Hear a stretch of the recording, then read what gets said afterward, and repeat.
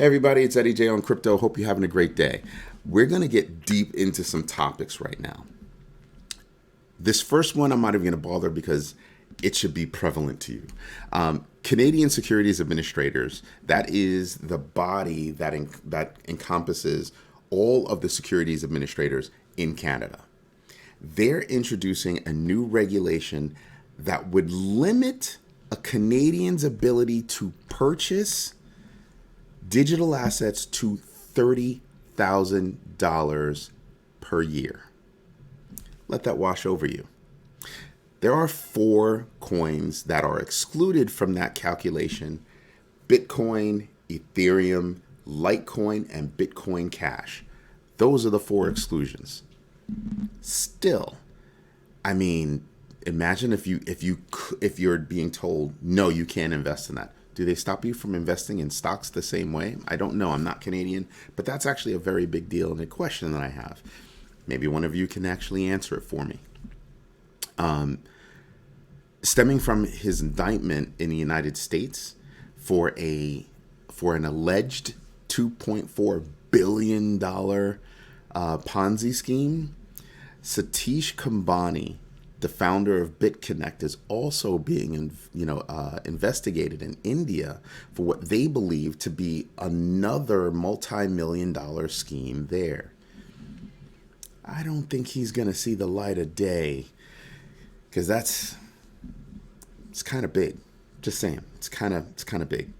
Now, given the current stance of the EU on crypto, their next moves to me are a little sus. Some of it is good. Don't get me wrong. I mean, some of it is good. It's a little sus. A little bit. And the reason why is because they want to introduce stronger anti-money laundering and anti-terrorism financing regulation, right?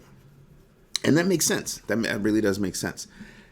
But I will say this. You're going to have to get into the details of the new regulations because those are the kind of regulations that can really tamp down on the growth and adoption of crypto. Like if you were going to do something to, tamp down and hamper growth and adoption of crypto, it would be those kinds of laws that would do it, right? Anything having to do with KYC that goes too far and things like that. So as much as I believe that this is a good thing for crypto, I think that's a good thing that this is going to happen, I also think that we might want to dig into those rules and regulations if you live in the EU. It's just a thing, just for me. Now, we both know, or we all know rather, that Coinbase has not been having some really good news as of late. They've been going through a lot of stuff, including being under investigation or their staking program being under investigation by the SEC. A little heavy-handed by the SEC, but still bad news for Coinbase. Well, Brian Armstrong said, let's get out there with something. And he released a hypothetical saying that if the U.S. government asked Coinbase to censor, staking at the protocol level, at the Ethereum protocol level, that they would rather stop staking. Cool. That's nice. It's a hypothetical. Why are you going to bring it up? Why are you bringing it up? So you're either bringing it up because you need good news, or you're bringing it up because you think that's where the SEC is going. Either way, not good. It's a hypothetical. It really is a hypothetical. And if it's something that you believe that the SEC is about to do, then you should word it like that, which is why I just think that it's, trying to be, a good news getter for Coinbase, which, it's a good business. I'll use it as a pass through. I'm not going to keep any money there. But I'd use it as a pass through, real quick, do something and get the hell out. Right. But I just found it strange that he would do such a thing. Now, with regard to the Ethereum merge that's coming in September, there are 2 things that we should know about. The first one is extremely good news. Extremely good news. All of the preparation necessary for the merge that had to be done by the developers apparently is all done. That's pretty hot. Second one is There are protocols like Aave whose general consensus is we only want to support the new Ethereum. We're not going to support any forks that want to continue from this point forward using proof of work. Obviously excluding, Ethereum Classic. And that's part of the reason why, right? If you want to deal with that, go over to Ethereum Classic and move your operations over there. No hard fork. That's actually a very big deal, because Aave is not the only protocol that's, looking into that level of exclusivity and making that kind of a statement. So Aave has a proposal on the books that the DAO is gonna consider, but general consensus is already that, yep, we like that. That says a lot. It really does say a lot, because just take a look at who wants to stay with proof of work. There are a lot of reasons why I'm loving the idea of Ethereum moving to proof of stake. And the number one reason is because it will help the environment, meaning that you won't need all those machines to be doing all that work. So it's better for the environment, way better. On that note, I was corrected in my research. Gas fees are not going to go down stemming from the merge, right? So there are there's a whole list of items that made me say I like the merge. That was one of them. Luckily, I'm wrong on it, but there are so many other things, starting with the environment, that make me like the merge. But it was actually really good to find out that, hey, my research was wrong. I was able to find something, verify it, and go, yeah, okay, I was wrong. I'm cool with that. Because that's what it's all about, right? It's about doing your own research and understanding that some of your research can be wrong. Or that you came to a conclusion on something, found more information, and were able to adjust your decision. Excuse me. That is a good thing. All right? Being able to adjust your decision based on new information. That's what I did. Do your own research. Stick to your guns. Do your own research. And don't be afraid to be wrong. Admit to yourself that I was wrong. I'm not perfect. That's my kids. I'm not perfect. South Korea is going to crack down on, I think it's like 12 exchanges. You have Mexi, BitGlobal, BitTrue, KuCoin. South Korea is saying, hey, look, listen, you people are operating here. You businesses are operating here without obtaining local licensing. And they're tired of it. But I would tell you, take a look at a global scale. In general, I've posted many articles about the missteps of various exchanges around the world, from Binance all the way down, right? At some point, these exchanges have to learn the lesson that doing whatever they want willy-nilly is not the way to go anymore. You're going to have to, step up your regulatory game. Get licensed, file whatever paperwork, start cleaning up your act.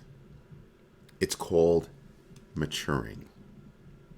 If you look at crypto.com, and I told you, over the past, few weeks, I've told you how crypto.com is going from country to country to country to demonstrate their level of compliance. Cayman Islands, Italy, Cyprus, they're just going around the world saying, hey, we've looked at your laws. We're going to be compliant. Here's how we're going to be compliant, blah, blah, blah. And they're trying to get licensed everywhere. I think other centralized exchanges are going to have to start cleaning up their act, or they're going to find it hard to operate. Right? It's going to be difficult. So I need to know what exchanges are cleaning up their act and what exchanges are not. Right? It's a very big deal. Now, that also says that on the government side, the respective governments around the world, they've got to have reliable, dependable regulation that is not necessarily going to move the goal line all the time. Remember, if you look at some of these countries, well, they're cracking down on things now because they didn't have anything before. Okay, look at Canada. Canada saying, well, while we're looking at your application for licensing, we're going to ask you to kind of pre-file. Okay, all right. Other places have tried that. I think the UK did it, right? It's cool. That's fine. But you've got to have something in place. Don't move the goalpost. Set up some thoughtful regulation and put it in place. And I'm pretty sure you'll find that a lot of these exchanges will turn around and start doing what they need to do. But it's hard to do what you need to do when you don't know what you need to do. Just saying. But do your own research about what exchange you're working with, what projects you're working with. I mean, looking at BitConnect and how that person was, Satish Kumbani was indicted in the U.S. $2.4 billion scheme. Allegedly. Another one in India. You have all these things that are going on around the world that tell you must do your own research. You can gather your research from many different areas, but do your own research. Sit down and contemplate what that research is telling you. Anyway, let's get to the numbers. The numbers are not that beautiful, right? I mean, everything's been going down. They've got a lot of profit taking going on. So you've got a lot of downward momentum happening at the moment. Of course, long group. Let me open up the right one. There you go. And I'm gonna need that or that. Give me a second. Bear with me. I know it's a pain in the tail. I'm sorry.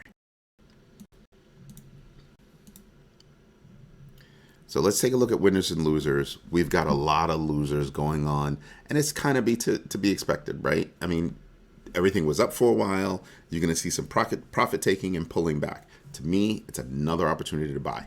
That's all I'm saying. So, I'm seeing something that should be expanded right here from Monero. So who's down? 20%. Never heard of that one. Huobi is down 10%. That to me smells like an opportunity.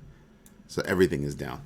Not everything, but everything in this row is down. I have the 5% rule. If it hasn't moved greater than 5%, I really don't pay attention to it. Anything 6% and above, I'm paying attention to. So you've got Huobi, which is down 10%. Like I said, that's something to pay attention to because that's a pretty good thing. And I told you the other day that one of the founders of Huobi is looking to shed 60% of his holdings, and you have Sam Bankman-Fried and Justin Sun both looking at trying to pick up some of that weight. So that's a big deal. Shiba Inu is down 8%. That sucks. But I would expect it, given the news that they dropped, that people would see that pop up and then start to take a little bit of profit. But again, the news that they dropped is news that's also going to play out in the future when they actually finish launching. And that's going to be a very big deal. That's why I'm there. Gala Games is down 7%. To me, I think that's something. Aave is down. I think that's something. I think that's it. I'm saying for me, that's a good thing. I would want to get in. Loopring, not really interested in Loopring, I have to say. It's not that it's a bad project. They just haven't shown me anything that makes me want to, okay, you're doing GameStop. For how long? So I'm just not into them at the moment. Let's see, who else on this side is up? Pocket Network is up 14%. I believe they were down yesterday or the day before, something like that. Flow is up 4%. Again, 5% and below, those moves don't matter to me. So I'm really not seeing anything on that side. When I look at the Fear and Greed Index, yesterday it was at 41. Today it's at 30. Why? Why? Why would it drop? It's such big moves, and this is not the first time that it's had such a big move in Fear and Greed. Just saying, I don't think it's fear. I think it's profit taking. I think that's why you saw the numbers come down. They'll go up again. I just think that it's profit taking. Bitcoin trading, it had hit below the upper level of my blue band right here, but it's trying to maintain a certain level. Okay, like I said, it came up and it's been hovering and playing games right here. I thought it would sustain for a bit, above, and I thought that maybe I'd have to, rethink my bans, but not yet. And I'm cool with that, not yet, because to me, this is still an opportunity for me to be able to get in, and this is based off of, lower volume right now. I think the news about Ethereum is going to come out, and that's going to make things rise as it starts to hit the wires, and it'll start to come up again. But I'm probably going to go deep on a couple of coins. You know my list. Go back a little bit, and I tell you my favorite coins. That's where I'm playing right now. I'm really not mucking around with my long shot coins. I made investments there. I'm done with it. Now I'm I'm holding those, but I'm making further investment in those basic. I think 11, somewhere between 11 and 14 coins. Let's see, in the big picture, again, I'm not mad at, Ethereum pulling back. This is just a little bit. 1858, I'm not mad. Bitcoin still at the above 23,000. I'm not mad. I'd like to see it stay above 24 and keep playing with trying to get through 25, but I'm not mad. I'm going to get in. I'm going to get in more. I picked up Bitcoin the other day. I picked up some Ethereum the other day. I picked up more XRP the other day. Probably going to pick up more. These are the moves that I'm looking to make, right? Because I think long term, that's going to be big money for me. Looking at the list, I'm like, okay, yeah, things are down. That's fine. But look at this. Over the past 90 days, Shiba Inu was up. 30 days, Shiba Inu was up. 7 days, Shiba Inu was up. Yeah, that's why over the past 7 days and 24 hours, that's profit taking. That really is people just saying, hey, I want to take a little bit of money off the table. Not a problem. I have no issue with that. I'm into it. I'm all in. So just looking at everything, seeing how everything's going, I did want to take a look at Flow. Flow is still up 50%, greater than 50% over the past 30 days. I told you yesterday, I still need to see more from Flow. Having that nice announcement from Facebook, that's really nice. But, Facebook is also working with other protocols like Matic, like Polygon. So still waiting for more news. I'm looking for more news from Kronos, right? Just am. Kronos, crypto.com. Looking for more. I think more will come, but I think it'll be over time. I think that one's going to be a much longer term investment. And I'm not upset about that. Not upset at all. I don't plan on touching my crypto for a really long time. Maybe when I retire. Maybe. Right? But I'm looking at all these things and I'm saying, yeah, well, there's some stuff that can happen. I'm looking at VeChain. VeChain has pulled back a lot after its news about V-Carbon and everything else. So I'm a little disappointed there. But I think they have a future. I really do think they have a future. Anyway, this is Eddie J on Crypto. If you like what I'm doing, do me a favor, hit the like button, subscribe to the channel, and absolutely hit the notification bell so you know every single time I drop a new video. More to come. Have a good one.